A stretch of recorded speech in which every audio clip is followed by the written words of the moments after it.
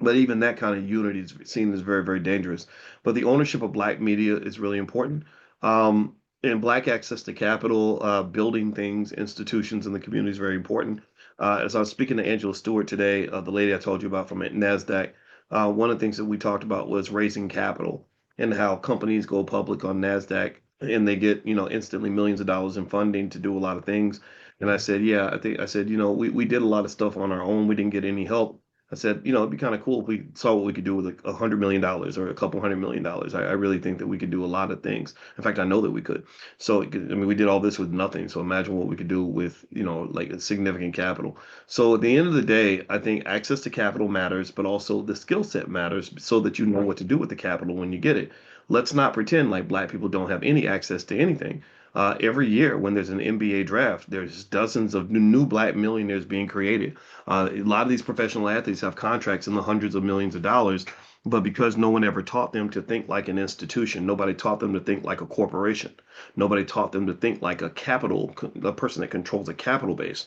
They end up taking that money and doing stupid things with it. Like this guy, Sebastian Telfar, who's now doing a world tour explaining how he blew through $20 million.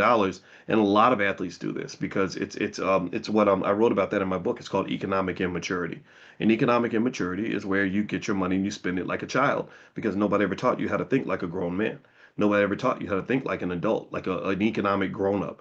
Economic grown ups make grown up moves. If you're watching the financial media now, and I hope you're watching this, you'll see right now Elon Musk and Jensen Wong and all of the billionaire.com guys are all over in the Middle East right now raising hundreds of billions of dollars in capital so they can be the ones to control the next generation of artificial intelligence. They're building massive data centers for hundreds of billions of dollars. They're planning to build millions of robots.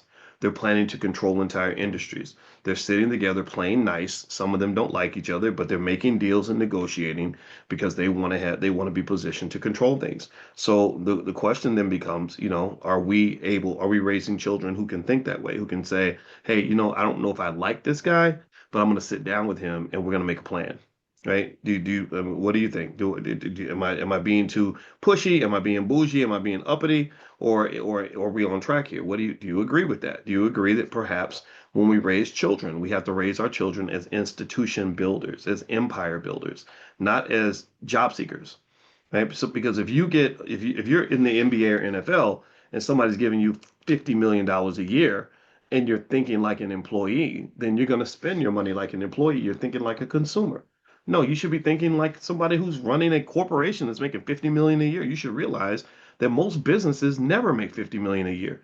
So you literally are a walking corporation. If you're blowing your money like a sucker, then you're not just destroying your wealth. You're destroying your life is your right, but you're destroying a lot of people's lives because there are a lot of people that could be really, really whose lives could actually improve quite a lot if you had a little bit of vision and made some investments in a way that was mature and disciplined and intelligent.